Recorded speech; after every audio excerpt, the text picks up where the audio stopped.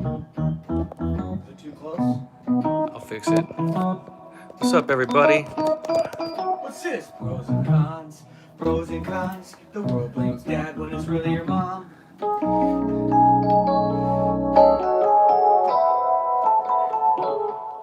Hello, hello, hello.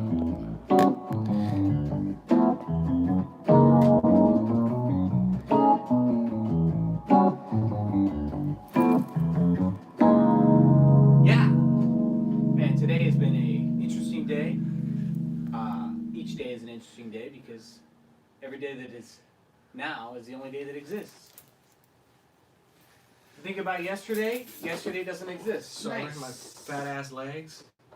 You think about tomorrow. It hasn't happened yet. You could die today and you'd never have tomorrow. So can't be in your imagination thinking about tomorrow or yesterday or anything that isn't real. Crezia is in a chat. The only thing that is real is the present moment. And when our imagination tries to take us and steal us away from that moment, we're no longer in the presence of God because God is real. The devil is a lie. The devil, Satan, is in your imagination. And he's always trying to deceive you and rob you of the present moment and rob you of God. And I've learned that for myself. So what'd you say?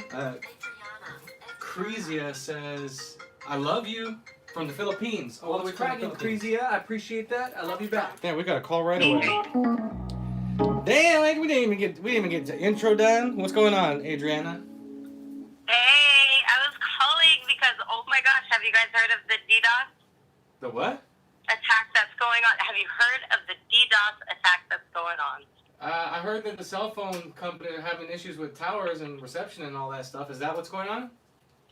Yeah, well, from what I heard, because I work at a call center, and in one of our conference meetings, whatever we had, all of a sudden, like, the IT guy just breaks in, and he's like, you guys, we're under attack. And he's like, it's the DDoS attack.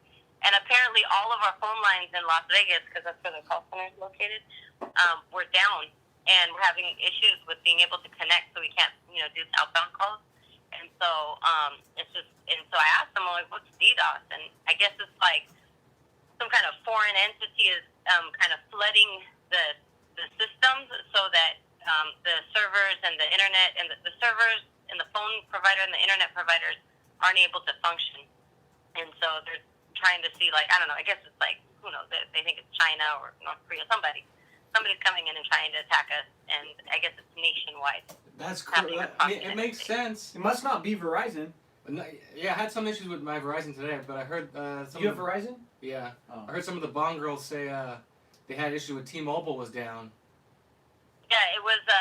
If Facebook was down, Twitch was down, Instagram was down for a while, and then a few phone providers, Sprint. That's interesting. I haven't had any experience in that. My phone's been working, my social media's working. I don't know.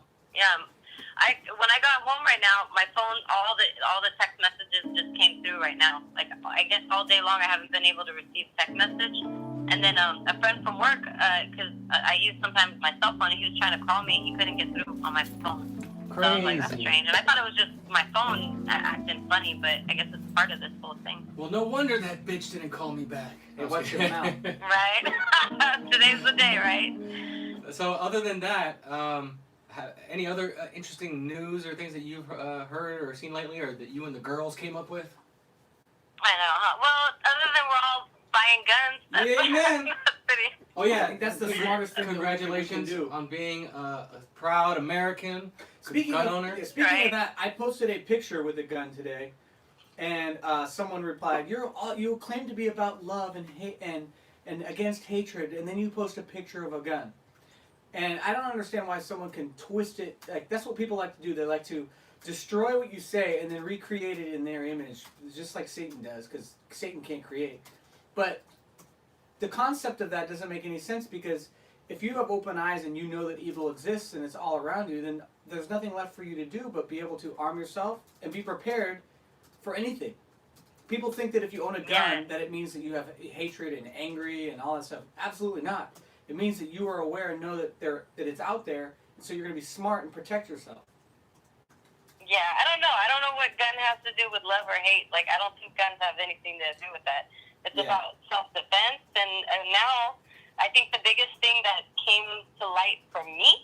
reason why it came to me like, okay, yeah, I want to own a gun is because when, first of all, I live in the Orange County area, and they were starting to talk about how they were going to invade people's homes, you know, after Exactly. they did the thing. So, and then not only that, but with the defunding of the police aren't going to come and call. Like, if you place a call that somebody's coming in or doing something to you, police may not be there to protect you. And so you're left to your own means. And if you don't have something to protect you, and this is something I was telling in church, somebody, like, you know the what is it, Charles Mason? Charles Mason? Is that who Manson? Was? The guy who Manson? Charles Manson, yeah. Yep. The girl with the Colts. I remember many years ago watching like an interview with one of the women, and she said when they were driving up to the house, they didn't have an intent to kill anybody. They really didn't. They were like, you know, oh, we're just gonna go and rough up things and whatever. But what happened is when the first moment that they stabbed the girl, something kicked in the women, and they couldn't stop. It's and evil. So Yeah, it's the devil. I feel like, yeah, it's the devil. And what happens is when you're in these situations where, like, say somebody comes in and breaks into your home, and you think, oh, they're just breaking into my home, they're going to steal, they'll go away. That's not the case. Sometimes they'll break into your home, and then something kicks in, and if something goes wrong, they're going to want to finish the job. It's So if basically you're not it's protected, what Trevor said earlier. When you're dealing with evil, people have to stop looking at evil as, like his example, as something that has a dimmer switch. That because it's a small evil or a tinier evil, it's not as bad. No, evil is evil. I don't care if it's a girl being a biatch with her words, or a dude breaking in your house trying to rape your wife or steal from you. It's the same kind of evil spirit, and you can't trust it. You shouldn't think that it's not capable of worse. You get ready to defend yourself, and you should be prepared to take a life and feel nothing about it. You're not trying to take a life, but you better be able to. and there's many stories like husbands who, like, oh, you know, probably killed their wife. They were choking the wife maybe because they were out of rage. They were angry. And that rage ended up killing the wife. And then things escalated. Like, I think, I don't know who it is. It happens all the time. That's why all these guys are in prison. And see, that is such a reason why we should be in tune and seek within ourselves so that we can acknowledge those emotions and that anger and hatred. Because it's a spirit, and you either have that spirit or you don't. And we've been all been deceived into thinking that anger and hatred and all those things is a natural emotion for us to have, and that it's justified in certain moments.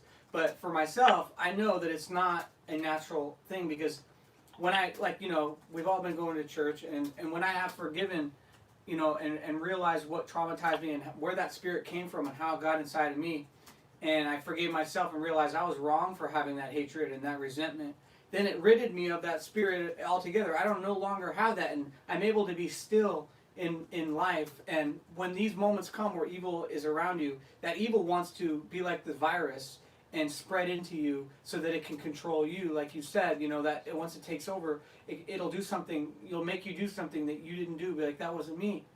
And so getting rid of that spirit is so key, especially having a gun or any kind of weapon like that, because we want to be the ones in control, not that spirit that takes over us to try to make us lose our crap. And you know, on that note too, like, okay, martial arts, right? Martial arts is there to defend yourself. Like, people who do martial arts, they're not out there beating people up, but they know how to control themselves, and if a situation escalates, they can defend themselves. So it's not about love or hate. If anything, people who are martial artists are probably the most centered and really understand how to, like, calm themselves, because they're constantly, like, you know, training to, you know, for the defense and all that. I don't know if I'm doing a good argument on it, but no, what you're saying is true. it's not. At the end of the day, you could go into martial arts because you want to learn how to fight. You come out of martial arts realizing that the goal is to not fight. Yeah, the goal is to not fight and to know how to control that situation. And Exactly. the other thing too is, like, when I bought my gun, the guy told me, he's like, you know, when you use this gun, you have to be prepared to use it. And I think that is a mindset that a gun owner, when they, you know, maybe get into it, it's like something clicks differently in their mind. And for me, like, now I know, like, I'm not going to just pull out my gun at any point.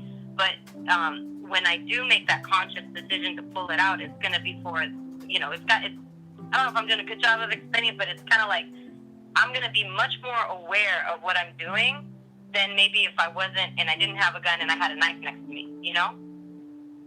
Yeah, exactly. It's just, I don't You know. just gotta be ready. I mean, and like what one of the girls at church mentioned, which I told her is a good example of how women or weak men will fall for those hypotheticals, and that spirit that so easily affects women and beta males love to create hypotheticals. It's how it makes you justify your irrational decisions or positions.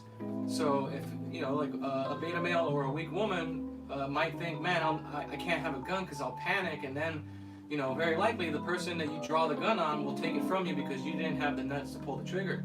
And that's why you have to overcome those thoughts, overcome that fear. And when fear leaves you, it's real easy to draw a gun, not feel anything about it, and just pull the trigger if you have to, if and only if. And you have no emotion into it. It's just like anything else in life. It's good and evil. You're not being a gun. You don't become a gun owner because you hate people. You do it because you love your family, you love life, and you're gonna protect it. Because that's the order.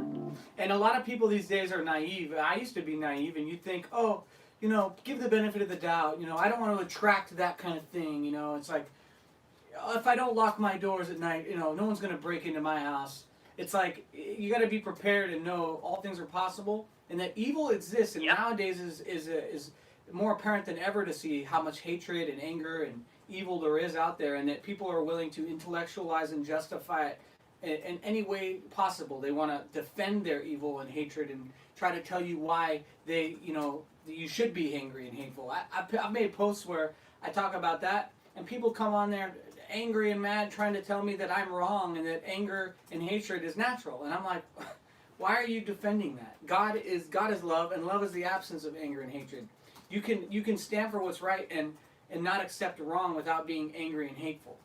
So that's the whole purpose of forgiveness, is recognizing that the person did wrong and understanding that they couldn't help themselves, and then forgiving them in spite of their wrong.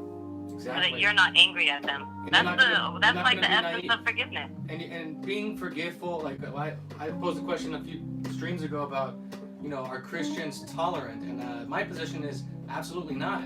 You're not supposed to be tolerant. That doesn't mean you're hateful. The world wants you to seduce you into thinking that a Christian should be tolerant of all things, just accept everything, be weak, don't be a gun owner, don't defend yourself, turn the other cheek. Absolutely not. You don't hate people for having evil or doing evil things, but you're certainly not a pushover, and you act in a No, you're not. I don't think you're. I think when you become a Christian, you don't become a pushover. You stand for what you believe in, but you stand from it in a position where, like Jesse says, you don't have resentment towards the other person. You just see it for what it is, and you don't allow it to be. You don't allow the wrong to be right. Exactly. That's all. Exactly. Just don't accept it. Don't hate them, but don't accept it. And I don't know. I don't mind telling this story because actually I'm kind of like proud of my little past. But when I was 15, I had a guy who broke into my house and he attacked me. And when he attacked me, he left me for dead. Yeah, I got stabbed and beaten, and I was like tied up and left shoved under a bed. Oh my God. And he it was pretty bad. And that's why in my mind, like when I know a person is gonna attack you, they don't know that they're gonna attack you to kill you, but in the moment something clicks in their head, and then they want to. It becomes like you or me type situation. Well, yes, it's he wanted me dead. That same spirit that whispered in their ear and made them break into your house or commit that crime is also going to tell them, kill this woman. You can't leave any evidence. It's the same spirit, and can't leave any evidence. It's a spiritual battle. It's like we got to stop being naive, like Trevor said. Don't be naive. Get a gun. Get over your feelings. Get out of it. Forgive people, but be absolutely ready to defend yourself and the lives of your family and those that you love, and your nation and your faith. Because it seems like war is already here.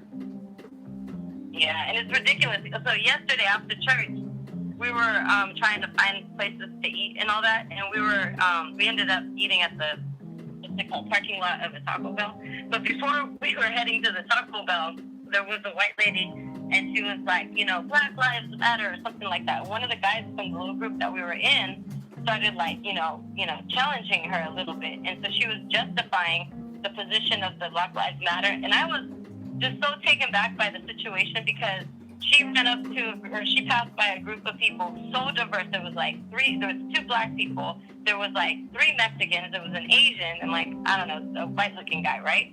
And so I'm just sitting here thinking, okay, this white lady is coming up to the most diverse group of people, and our opinions are just so like swapped. You know, you would think we would be the ones defending the Black Lives Matter to her, but it was like the other way around. And I just thought, you know, we live in a time that hopefully from this will spawn probably like the best comedy ever. What you did was share your opinion and say what you thought was true. You know, and so amazing. I go back, I've been on this like ride of watching like the Dick Cavett shows and all these like old shows and things like that, and you hear like there was, I think I mentioned it before, and I think Richard, we like talked about it a little bit, but like you hear this like guy who talks about segregation and how he believes in segregation, and he said it to a black man, and they were able to have a conversation about it. Like they weren't attacking each other and saying each other were racist, but they were actually contemplating that concept of why, you know, segregation is there's a need for it, but yet not forced segregation or forced desegregation. That was his argument. He believed that the forcing of it is wrong. Yeah, I said the same exact thing. There's nothing wrong that it exists. Freedom is love, and any kind of control or force isn't. It's like, I've said this to someone, I don't know who, but I remember I compared it to like growing up with my sister. We used to fight. And so when my mom would force us to get along, we would never get along. But when we were like, you know, forced that we couldn't hang out, then we got along. Yeah. You know, in the sense of saying, like, of course, that's not true in the sense of society or saying forcing you not to hang out. But it's like when you're told not to do something, or told to do something, it affects your decision to think for yourself and do it because out of the kindness of your heart because you want to.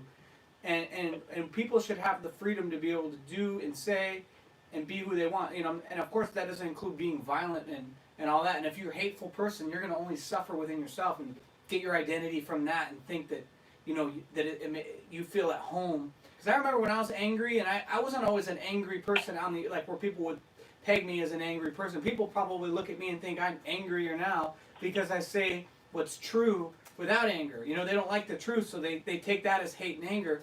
But you end up suffering, and I remember I used to feel like some sort of satisfying feeling from it because I was numb, and I would feel something from it. Like it would be a rush. I'd be like, oh, yeah, like, and if I said something hurtful to a family member or somebody, whatever, I would feel this, like, you know, like I got them back, or like, you know, it was that spirit being validated. Like, I don't know how to explain it. Well, you just were thinking to be right. You wanted to be right, and it's that ego driving, oh, I'm right. Yeah, you know, but that's even deeper thing. than that, even deeper than being right was, I remember in my family especially, like, it became like who can say something hurtful in the family to hurt them the most.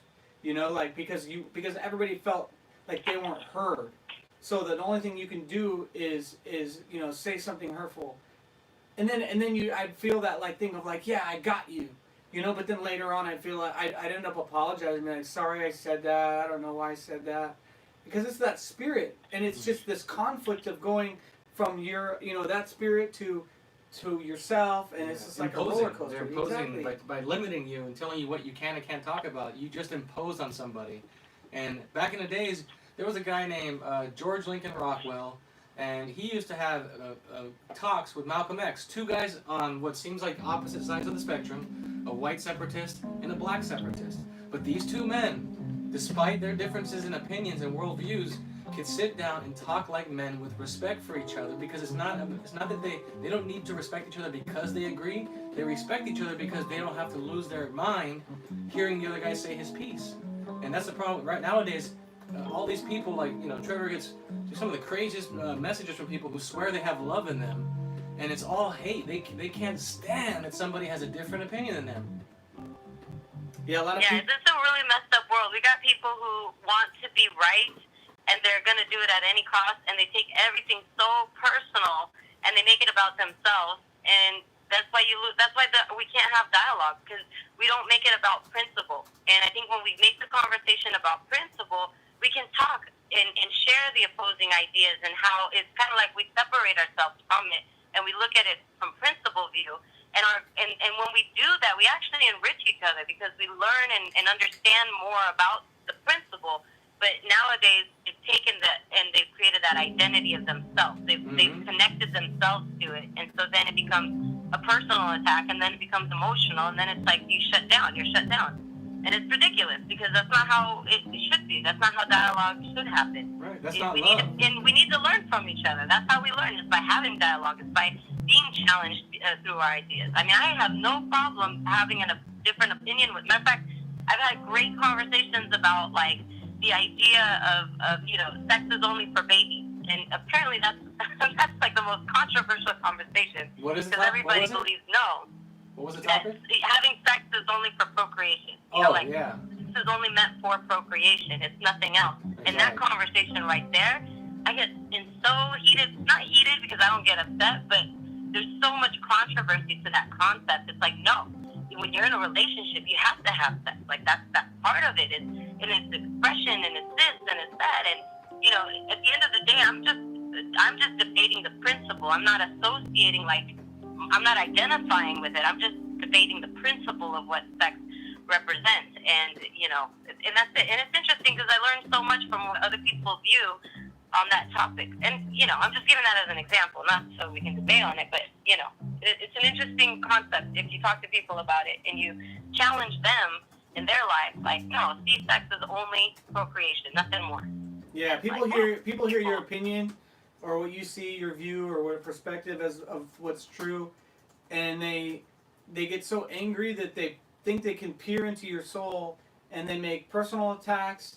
They try to judge your heart and kind of reframe what you said, and this is what it makes me think of, is that how God is the creator, and He's the only one that can really truly create something from nothing.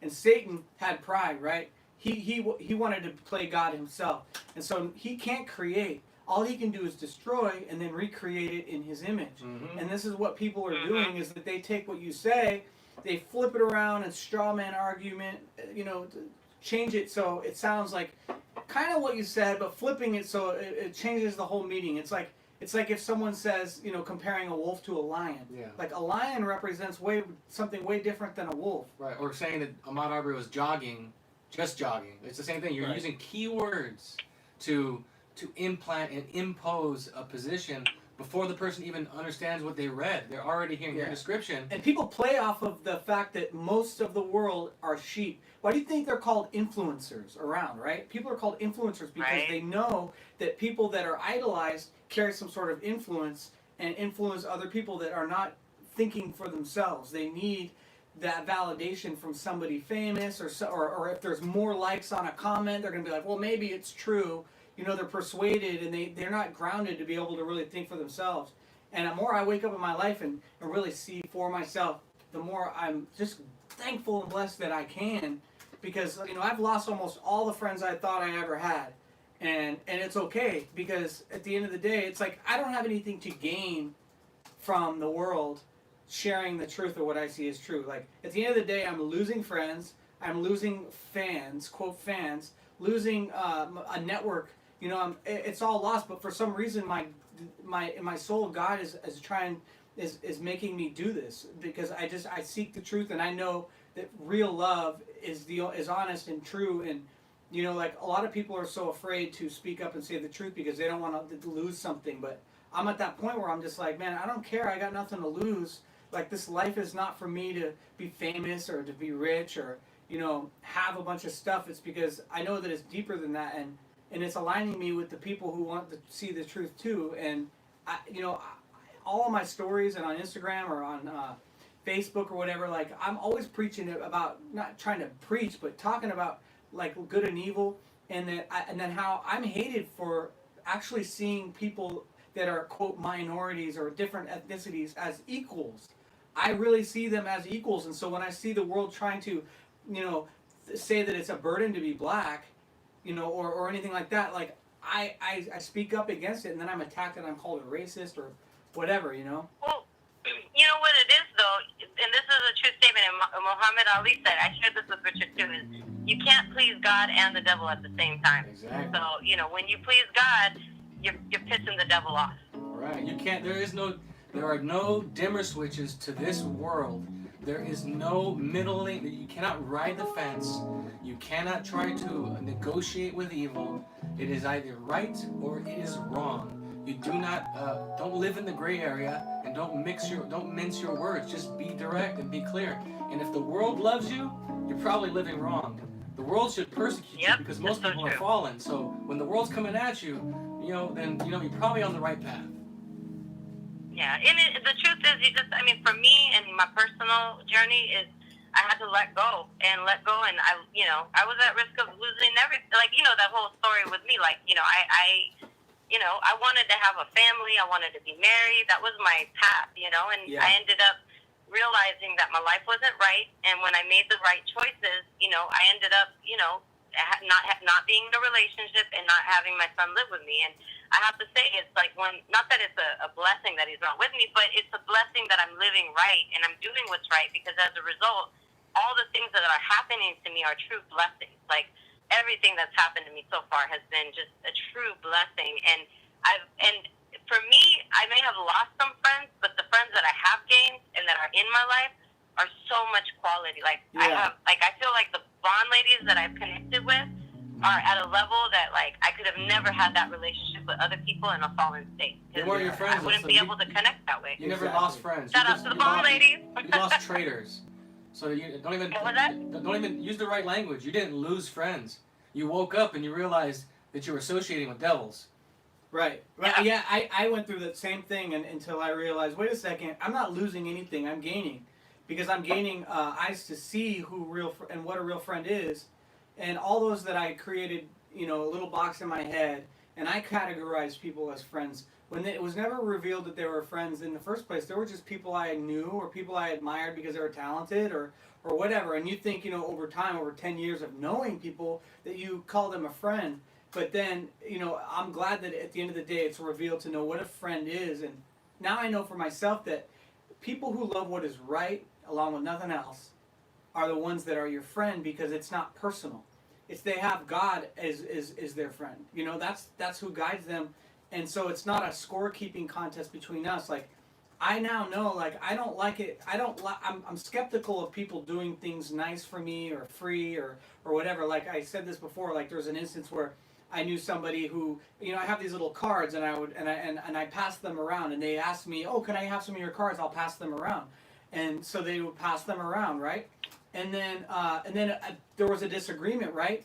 And then it was used against me to say, like, well, I passed your cards around, how dare you, And it's stuff like that people do, and they're not even aware of that evil, manipulative thing. It's like, basically they're saying, because I passed these cards around, you need to agree with me and just be silent and be quiet. And people do that in such subconscious ways that they want to control you. That's why I'm like, I don't need your nice, free stuff. I like honest, I like the truth. And if you're going to do something nice for me, that's great, but let it go afterwards. Because if you're going to give somebody something, it's done. You don't hold on to it like, oh, I did that for you. How dare you, And that's what Jesse talks about. Like, that's why you can't attach yourself to the good things, like the what do you call it? When you're in a good, happy, emotional state, you can't attach yourself to that either, because that leads you to the bad, because eventually you're going to feel bad about something. And so now you are like, your high moments are what lead you to your low moments, and your low moments lead you to your high moments. And so if you go off of that, you're just a mess. But if you just stay neutral at all times, regardless of your high moments or your low moments, you're fine. You don't get affected by it. Right. It's like that question. It's like, are you the sum of all your highs and lows? No. Yeah, that's so true. Hey, you guys, I gotta go. I just wanted to chime in and give you the update on the DDoS things and, all of that. Well, we appreciate your support. Thank you, Adriana, and much love. And congratulations on your new firearm of America. Pew, pew, pew, pew. That's right. All right, bye, you guys. I'll be watching. Bye now. Hi, Dan. So, I'm sure we had some haters trying to call in. Oh, yeah? I mean, probably. We had one in the chat, some dude just trolling. Oh, well. You can't please everybody, and I think that the more truth you tell, and the more you don't get angry, the more people want to attack you. Angry people, they hate it when they can't make you angry, and that's the whole thing that people fail to realize, is that you don't always necessarily fight fire with fire. You gotta use water. Like, God is not anger and hatred, and you can speak up and say the truth, and not accept wrong as right without being angry and resentful. Yeah, like I posted something on Instagram about black businesses, and in a statement of, like when you open up Amazon, you open up Yelp or any product thing to buy product or food, it's promoting it as a racial thing, like saying support or buy. It's free if you order from a black business or whatever. And so, in the way I see it is I don't buy products based off of ethnicity or someone else's skin, and I never thought that way. I look at a product and I go, wow, that's great, or the food. I'm like, oh, their food's amazing, right? I don't think of it as a racial thing, and they're painting the picture in society that's an okay thing to do, and it's not, because if you create a good product in the world, the product's going to sell itself, right? It's because it's a necessity and people want to use that product, or the food's good, and it shouldn't be about a racial thing. It should just be about the food being good and the business being good. There being, it's like we go to, I like to eat at Panini Grill, right? Panini Cafe. Every time I go there, the food's amazing. Service amazing. The service is amazing. Like I went there and they were taking too long with the food, and they brought out like a free appetizer. And like, sorry that the food's taking so long, and like, it's just the way they conduct themselves and the business itself. And I keep going there and I want to spend my money, but people misconstrue what I say, and they flip it around, like I said, like they're saying you're not supporting black businesses. And I never said that I don't support black businesses. If anyone who is my friend who has a business, I'm going to support, of course, because they are my friend. Because they're a person. Because it's a good business. Because they're my friend, of course, and that's different because they're my friend. But I'm not going to just support a business because it's a black-owned business. Like, if it's a good product, and if it's something that I could use, I just have never thought of it that way. And it's crazy to really have my eyes opened up to seeing how people think. And these times are showing, that a lot of the people that I thought were my friends were not my friends, and they hated me all along. It's like ticking time bombs, waiting for a reason to blow up on me. And it's when people are just committed to misunderstanding you, and they want to resent you and hate you and argue and challenge and take a crap on your character and personality and drag your name around. Like, I know all that stuff is happening, but at the same time, I don't feel anything about it because I know people are lost. Since I've been able to understand myself, it gave me eyes to understand other people. And that if I have anger and hatred and resentment or revenge or spite, I'm no better than anyone else. And I want to, I see things as truly equal in God's eyes. Like, it shouldn't be about race, because what's happening is that society is fighting racism with racists, and then they end up being racist. You know what I'm saying? You become what you resent. I think this might be Lucas. Lucas. Lucas. That was that Mexican little snack I used to eat all the time. Lucas. Oh yeah, that was the little salt thing you. Yeah, Lucas. Hey Lucas, you remember? Did you ever eat Lucas as a kid? The little chili powder. Yeah, I do. Yeah, I remember Lucas and Baby Lucas. Baby Lucas, the sweet one. It makes me think of, or like Raven's Revenge. Remember that? Raven's Revenge. It like came in this tube, and then it was like the sugary kind. It wasn't the salty. Wow. No, that's how I explain my. That's how I have to explain my name to people sometimes by saying that. Oh, you like the candy, so that they remember it. Mainly my exes, but. What's the word, man? How you feeling? Dude, I'm feeling well, man. I talked to Hake today. I just want to talk to you about the same topic. Pretty much just about how white people are oppressed and weak, and they can't even say those words, because or else they'll be laughed at and put down, and just a bunch of riots in the street. They're caring about some guy that took a taser away from a cop and shot it at him and got shot 3 times in the back. Even though if that were to happen to a white guy and black people were to see that on the news, they would be laughing their asses off. Laughing their butts off and just hopping around and laughing, being like, what an idiot. So it's all BS. White people have no control at all what's going on anymore. It's totally lost control.